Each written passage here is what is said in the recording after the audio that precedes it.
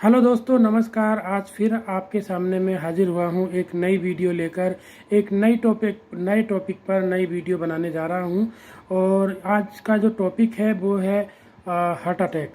दोस्तों, आजकल बहुत ही कम उम्र में लोगों को हार्ट अटैक की प्रॉब्लम आने लगी है। बहुत ही कम उम्र में लोगों को हार्ट अटैक आ जाता है, जैसे 40 से 50 की उम्र में। और आजकल देखा गया है कि 35 से 45 की एज में भी लोगों को हार्ट अटैक की समस्या जो होने लगी है। दोस्तों, हार्ट अटैक का मेन जो रीज़न है, जो मेन कारण है, वो है हमारे खून में अम्लता बढ़ जाना। अम्लता का मतलब है कि हाइपर एसिडिटी का हो जाना। जैसे कि जब हमारा खून गाढ़ा हो जाता है तो हमारे खून में अम्लता बढ़ जाती है। अम्लता का मतलब यहाँ पर एसिडिटी नहीं है, इसका मतलब है हाइपर एसिडिटी।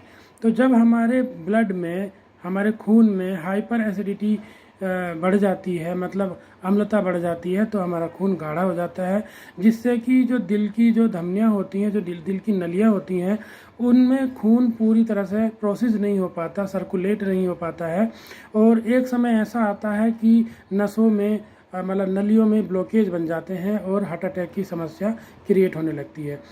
ये सब इस वजह से होता है क्योंकि आजकल हमारी जो लाइफ स्टाइल है वो इस तरह की हो गई है, क्योंकि समय पर खाना नहीं खा पाते हैं, दौड़ भाग की ज़िंदगी लगी रहती है और अपनी सेहत की तरफ हम लोग बिल्कुल भी ध्यान नहीं दे पाते हैं, जिसका कारण यही होता है कि हमारे खून में अम्लता बढ़ जाती है। जब हमारे खून में अम्लता बढ़ जाती है तो उस अम्लता को कम करने के लिए हमें क्षारीय चीज़ों का इस्तेमाल करना पड़ता है। क्षारीय चीज़ों का मतलब होता है कि जूसी चीज़ों का इस्तेमाल करना पड़ता है, जिसमें जूस या रस ज़्यादा होता है, उन चीज़ों का इस्तेमाल करना पड़ता है। इससे इससे क्या होता है कि इससे हमारी बॉडी में अम्लता कम हो जाती है।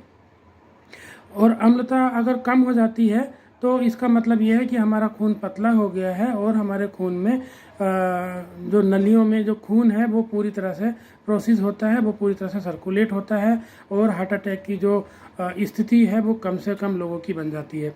तो दोस्तों, क्षारीय चीज़ों में क्या क्या चीज़ें आती हैं, ये आयुर्वेद और विज्ञान दोनों यही मानते हैं कि क्षारीय चीज़ों को खाने से हमें हार्ट अटैक की प्रॉब्लम कम से कम होती है और हार्ट अटैक की समस्या नहीं होती है। तो क्षारीय चीज़ों में हम किन चीज़ों को इस्तेमाल करना चाहिए हमें, ये मैं आपको थोड़ा सा बता देता हूँ। क्षारीय चीज़ों में आ जाता है जैसे गाजर है, चुकंदर है, अंगूर है, और आपका खीरा है, ककड़ी है। ये सारी चीज़ें जो आती हैं ये क्षारीय चीज़ों में आ जाती हैं। नाशपाती है। तो ये सारी चीज़ें जो है ये हमारी क्षारीय चीज़ों में आ जाती हैं।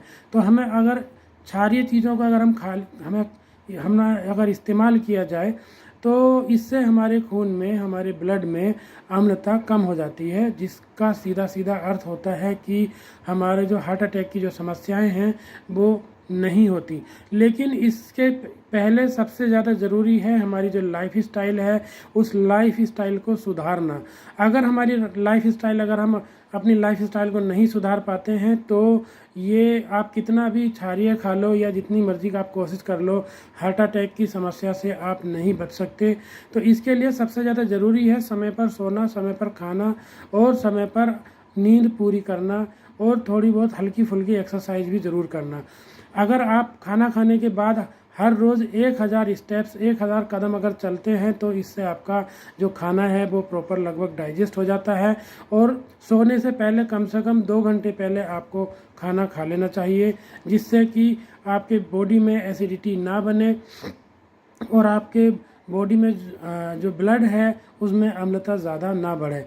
कोशिश कीजिएगा कि रात को कोई डिनर में कोई भी ऐसी चीज़ नहीं खानी चाहिए जिससे कि बॉडी में एसिडिटी बने या जिसको बॉडी को डाइजेस्ट करने में समस्या हो। क्योंकि बहुत सारे लोग नहीं जानते होंगे कि खाना डाइजेस्ट होने में हमारी बॉडी को कम से कम 12 से 14 घंटे लगते हैं। अगर हमने रात को 8 बजे खाना खाया है तो ये समझ लीजिए कि हमें अगले दिन कम से कम सुबह 10 बजे खाना खाना है, या 10 बजे ब्रेकफास्ट करना है, या लंच करना है, या हमें ब्रंच करना है। क्योंकि हमारी बॉडी को कम से कम 12 से 14 घंटे लगते हैं खाने को डाइजेस्ट करने में। हम क्या करते हैं कि हमने अभी खाना खाया और 4 घंटे पहले खाना खाया, 4 घंटे के बाद फिर खाना खा लिया, 4-4 घंटे के अंतराल पे हम लोग खाना खाते रहते हैं, जो इंडाइजेशन की प्रॉब्लम को क्रिएट करता है, क्योंकि खाना प्रॉपरली डाइजेस्ट नहीं होता और जो भी मल है वो बाहर प्रॉपरली नहीं निकल पाता, क्योंकि बॉडी में इंडाइजेशन की प्रॉब्लम हो गई है। जब इंडाइजेशन की प्रॉब्लम हो जाती है हमारी बॉडी में, तो हम जो भी अपनी बॉडी में इंटेक करते हैं, मतलब जो भी हम खाते हैं, वो प्रॉपरली डाइजेस्ट नहीं हो पाता और डाइजेस्ट नहीं होने की वजह से हमारी बॉडी को प्रॉपर मात्रा में विटामिन्स, कैल्शियम, आयरन, मैग्नीशियम, ये सारी चीज़ें नहीं मिल पाती हैं और इन सभी चीज़ों की कमी की वजह से कहीं ना कहीं हमारी बॉडी पे इम्पैक्ट पड़ता है और हमारी बॉडी में एसिडिटी बढ़ने लगती है। एसिडिटी का मतलब ये नहीं कि पेट में एसिडिटी बढ़ने लगती है, पेट के साथ साथ जब हमारे खून में एसिडिटी बनने लगती है तो उसको हाइपर एसिडिटी का नाम दिया जाता है। इसका मतलब ये है कि हमारे खून में अम्लता बढ़ जाती है। तो दोस्तों, अगर आपको भी इस तरह की कोई प्रॉब्लम है तो आप क्षारीय चीज़ों का सेवन ज़रूर करें, और अगर आपको शुगर की प्रॉब्लम है तो क्षारीय चीज़ों में भी आपको उन सब चीज़ों का इस्तेमाल करना है जिससे आपका शुगर कंट्रोल रहे। दोस्तों, नेचुरल चीज़ें खाने से शुगर कभी नहीं बढ़ता, ठीक है। शुगर अगर बढ़ता है तो शुगर हमेशा बढ़ता है उन सब चीज़ों से जो चाशनी में तली हुई होती हैं या जो चाशनी में बनाई गई होती हैं। नेचुरल चीज़ों को अगर आप इस्तेमाल करते हैं, आपको शुगर की प्रॉब्लम है और अगर आप नेचुरल चीज़ों का इस्तेमाल करते हैं तो आपका शुगर लेवल नहीं बढ़ेगा, उतना इम्पैक्ट आपके शुगर लेवल पर नहीं पड़ेगा। और शुगर से संबंधित पहले भी मैंने वीडियो बनाई है और आप मेरे प्रोफाइल में जाकर ये वीडियो देख सकते हैं। शुगर से संबंधित मैंने वीडियो बनाई है और उसके लिए क्या प्रयोग करना चाहिए वो भी मैंने उसमें बताया है। अगर आपको शुगर की प्रॉब्लम है तो आपको मेरी वो वीडियो ज़रूर देखनी चाहिए।